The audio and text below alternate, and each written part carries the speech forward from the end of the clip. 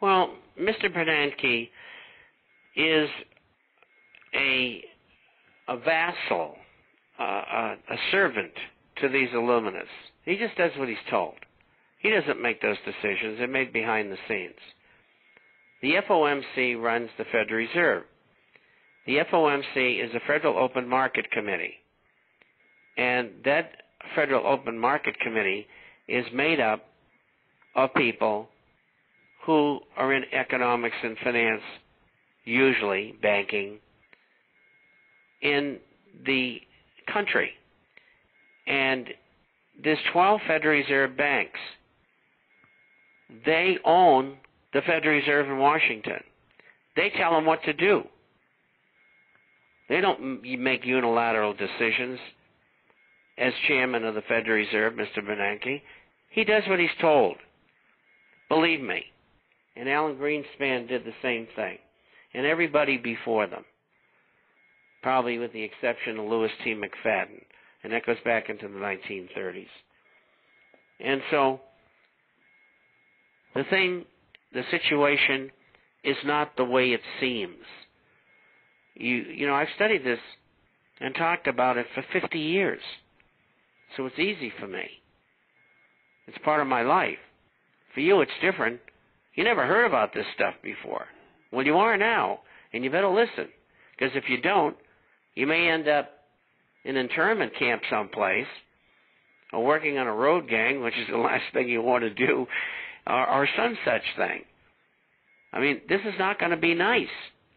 And that's why you got to throw all these creeps out of office. And that goes at the state level as well, and local levels. You've got to get in, and you got to throw out the people who are spending too much money or are taking orders from somebody else. If you don't do it, you're lost. And I know that a lot of people don't think it can be done. And a lot of people are leaving the country because of it. A lot of people are giving up their citizenship. And I have that all in the International Forecaster. And, you know, we're getting 10 emails a day. How do I get out? What do I do? Where do I go? All kinds of people. Professionals, non-professionals, you know, the cross-section of America. People who now understand what government and the powers behind government are trying to do. And they want out. Whether that's the correct thing to do remains to be seen. But the point is, that is happening. Mr. Chapman, as Drew plays a song, everybody knows, that we all know, that tax increases are coming. The Wall Street Journal, in their editorial today, explained that many of the tax hikes are going to be bigger than expected. However, we've already getting the first warning that the Democrats could easily triple dividend tax. Do you think that is really coming down the pike real soon with the levies of a 3.8% surcharge on all investment income? It'll happen right after the next election. And they'll also attempt to legalize illegal immigrants. They want to get cap and trade passed. And what that's really all about is a carbon tax and using carbon credits as currency. I mean, you talk about insanity. These people are nuttier than fruitcakes. I mean, they really believe this crap. And, you know, they're not stupid. You know, many of them teach at major universities. Many of them run some of the biggest firms in the country. But that's the way they think. And I, quite frankly, haven't liked it for 50 years, and that's why I do what I do, to wake people up, to tell them who's doing what to them. We already know what Goldman Sachs is doing to everybody. Their best and biggest clients. They screwed them. And then they tell the Senate panel that they're not responsible for that. They're all sociopaths, psychopaths. They're nuts. Mr. Chapman, I live on a dividend income here in Seattle. I'm not rich, but I have invested income from my mother, and I receive a dividend income from it. Mr. Forbes was on the financial report located here or posted here last night's news, and he cited problems with tax increases. He also made the comment that all the talk about new ways to raise taxes is counterproductive. This kind of worries me, is that they're putting these taxes on the dividends. What should I do? Well, first of all, do you own bonds? Is that where the income's coming from? Well, it'll take a couple of seconds here. Yes. Okay. Interest rates are going to go up. When interest rates go up, the bonds go down. So even though you're getting an income from the bonds, your face value of your investment, and let's say it's $1 million, it may drop down to $600,000 or $500,000. We don't know. That possibility exists. The same thing applies to insurance companies that use bonds. And I think the stock market's going down. And if the stock market goes down and you have stocks, you're going to lose money unless you own gold and silver stocks. That's the only exception. The only thing I'm recommending is gold and silver coins, gold and silver shares, and if you want to have bonds, you buy Treasury bonds from Canada and Switzerland.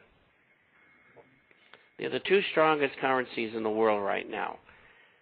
And I would, you're going to have to forego income. But better you should forego income than lose your principal. Having money is all about keeping it.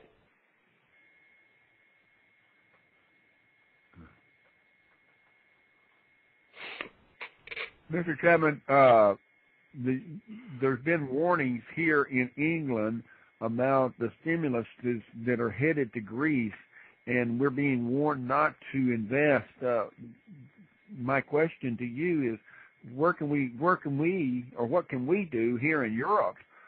It looks like everybody over here on this side of the pond is hell-bent on bailing out Greece. Why don't they just let Greece just default?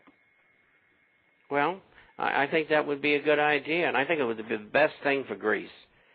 And the European Union doesn't need them, although they'd stay in the Union. The Eurozone doesn't need them. They're 3% of the entire GDP, which is like a pea in a pod. They don't make a hill of beans difference. And so, it would be good that they did. But you can do the same thing I just told this gentleman who called in. Get into sovereign bonds in Switzerland and in Canada. And it's very cheap to do that. If you want, you can buy gold and silver shares. If you want to know which ones, all you have to do is email me and I'll tell you.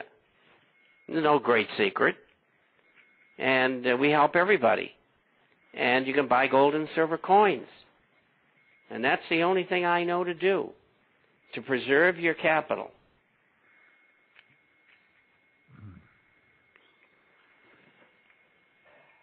Mr. Chairman, you made the comment earlier that people wanted out and are asking, you get 10 emails a day asking you where to go. So where do we go?